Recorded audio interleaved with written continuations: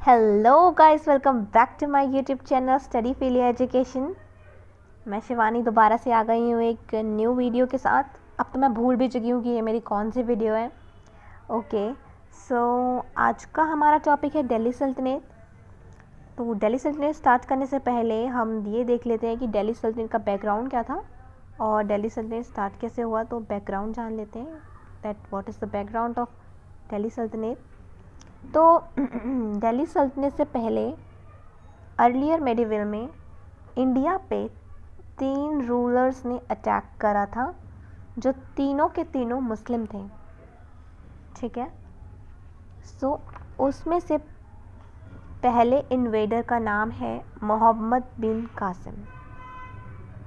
तो मैं आपको बताना चाहूँगी कि मोहम्मद बिन कासिम पहले ऐसे इन्वेडर हैं जिन्होंने इंडिया में अटैक करा था और सिंध को कब्ज़ा करने की कोशिश की थी। और ये सिर्फ इंडिया में एक ही बार आए थे और इन्होंने इंडिया में एक ही बार अटैक किया था। सो इनका टाइम पीरियड है अटैक करने का 1712 AD। और सिंध आजकल सिंध हमारा पाकिस्तान की तरफ है और इन्होंने सिंध में ही एक बार अटैक करा था। और उस टाइम जो सिंध के रूलर थे उनका नाम था दाहिर। तो मोहम्मद बिन कासिम के बारे में इतना एग्ज़ाम में कोई इम्पॉर्टेंट क्वेश्चन आता नहीं है, बस इसका टाइम पीरियड आप याद कर लो, 1712 AD इनका टाइम पीरियड है। हाँ, एक चीज़ है पूछी जाती है कि जजिया सबसे पहले किसने लिया था।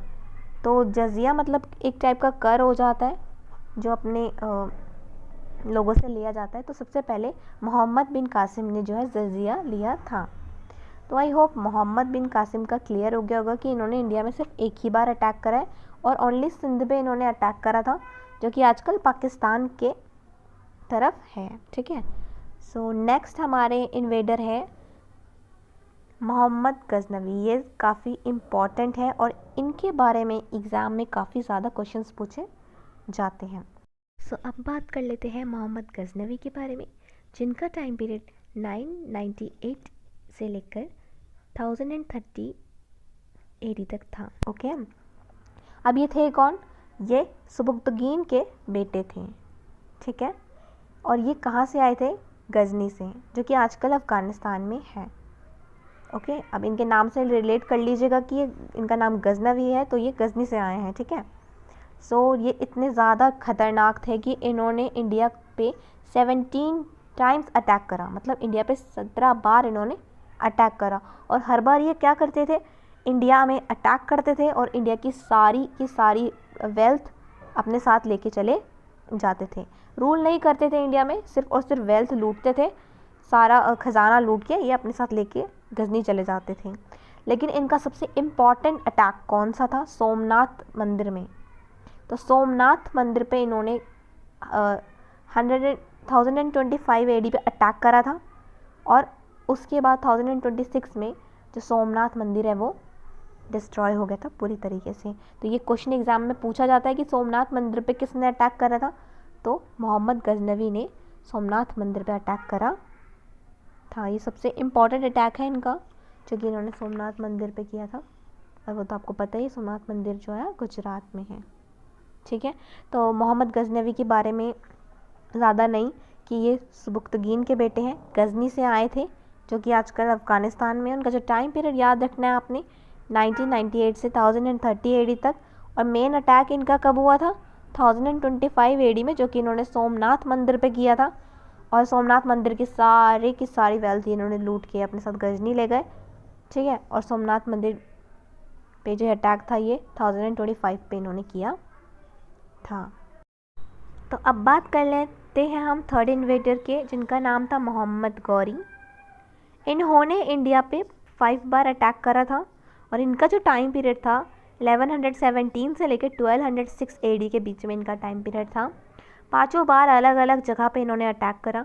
देखते हैं, पहला अटैक इन्होंने करा मुल्तान में, जिस टाइम मुल्तान के जो राजा थे वो मूलराज थे। और अटैक कब करा इन्होंने? 1175 AD पे इन्होंने अटैक करा। ठीक है, तो ये जो मुल्तान पे इन्होंने अटैक करा वो गौरी जीत गया था। ठीक है, सेकेंड अटैक इन्होंने करा एम्टी आबू पे, जिस टाइम उनके राजा थे भीमदेव। और 1178 AD पर इन्होंने ये अटैक करा और ये अटैक गौरी हार गए थे। ठीक है, तो पहला अटैक गौरी जीत गए थे और दूसरा जो इन्होंने एम्प्टी आबू पे करा ये हार गए थे। जो थर्ड अटैक इन्होंने करा उसका नाम होता है बैटल ऑफ तराइन, जो कि 1191 AD में इन्होंने किया और किसके बीच हुआ ये, गौरी के और पृथ्वीराज चौहान के। और ये फर्स्ट बैटल ऑफ तराइन है ये हार गए थे, मोहम्मद गौरी जो फर्स्ट बैटल है वो हार गए थे। नाउ फोर्थ अटैक इन्होंने 1192 AD पे करा, ठीक एक साल बाद, जिसको नाम दिया गया बैटल ऑफ तराइन सेकेंड, जो कि पृथ्वीराज चौहान के बीच में हुआ, इनके और गौरी के और पृथ्वीराज चौहान जी के बीच में हुआ और ये अटैक किया जो ये मोहम्मद गौरी जीत गए थे। ठीक है, and fifth and the final attack जो इन्होंने करा इसे कहते हैं बैटल ऑफ चंदावर। और उस टाइम कन्नौज के जो राजा थे वो जयचंद थे और ये जो टाइम पीरियड है 1194 AD पे इन्होंने बैटल ऑफ चंदावर करा और बैटल ऑफ चंदावर जो है ये जीत गए थे। कौन?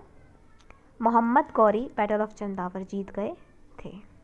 अब मोहम्मद गौरी के बारे में कुछ बातें और जान लेते हैं कि अब आपसे क्वेश्चन पूछा जाएगा कि नालंदा यूनिवर्सिटी को किसने जलाया, तो ये जो मोहम्मद गौरी है इन्होंने ही बख्तियार खिलजी को ये ऑर्डर दिया था कि नालंदा यूनिवर्सिटी को जला दिया जाए। तो अब आपसे पूछा जाएगा कि ऑर्डर किसने दिया था, तो मोहम्मद गौरी ने दिया था और जलाया किसने था, बख्तियार खिलजी ने।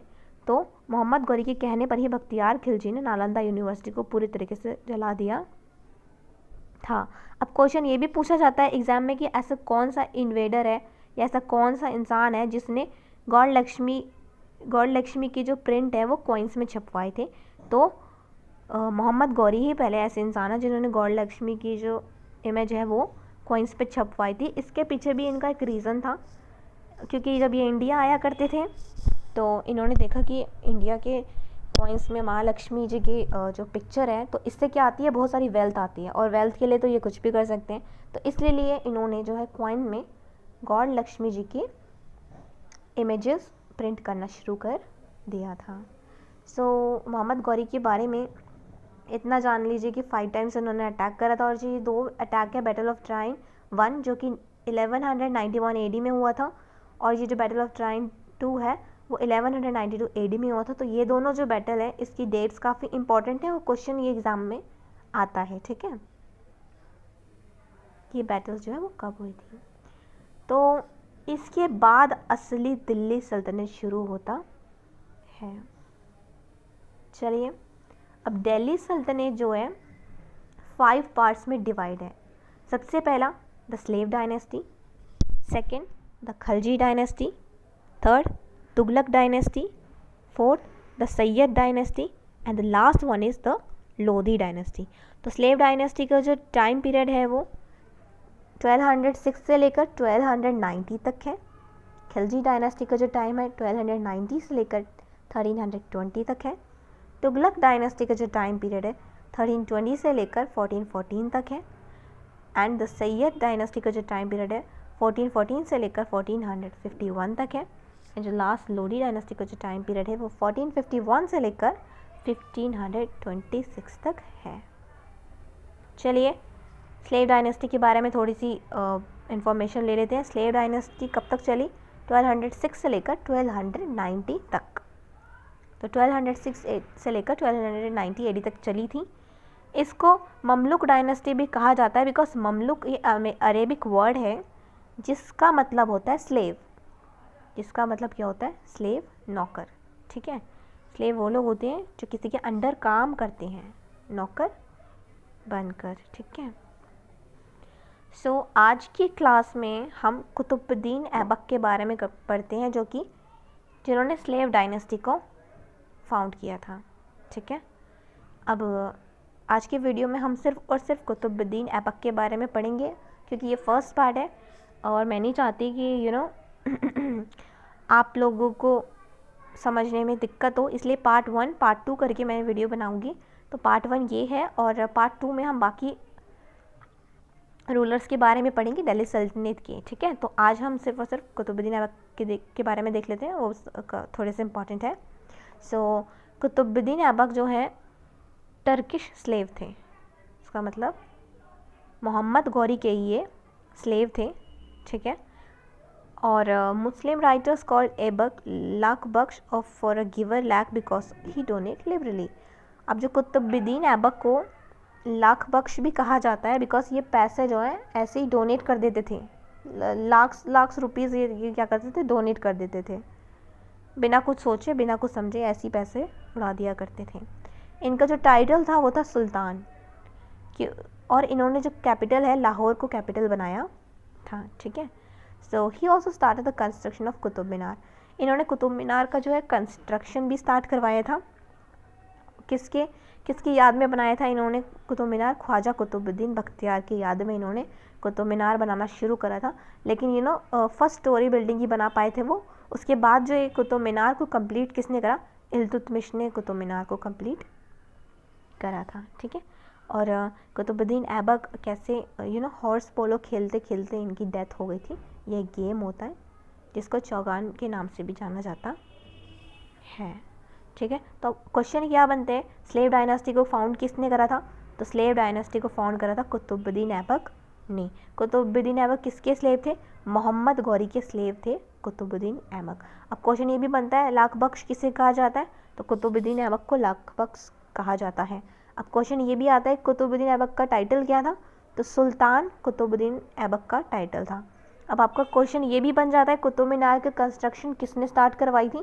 तो कुतुबुद्दीन ऐबक ने ही कुतुब मीनार की कंस्ट्रक्शन को स्टार्ट करा था। और कंप्लीट किसने करा था? इल्तुतमिश ने करा था। अब आपको ये क्वेश्चन भी पूछा जाता है कि हॉर्स पोलो खेलते खेलते किसकी डेथ हुई थी? तो कुतुबुद्दीन ऐबक की हॉर्स पोलो खेलते खेलते डेथ हो गई थी। सो आई होप आपको सारी चीज़ें इस वीडियो में क्लियर हो गई होंगी। अगर आपको कोई भी डाउट होता है तो आप मुझसे कमेंट सेक्शन में पूछ सकते हैं, ठीक है। सो आज के लिए इस वीडियो को मैं यहीं पे एंड कर रही हूँ, ठीक है। ये जो इस वीडियो का नेक्स्ट पार्ट है वो मैं जल्दी लेकर आऊँगी। उसमें हम बाकी दिल्ली सल्तनत के जितने भी रूलर्स हैं उसके बारे में डिस्कस करेंगे, ठीक है। So thank you for watching, bye bye.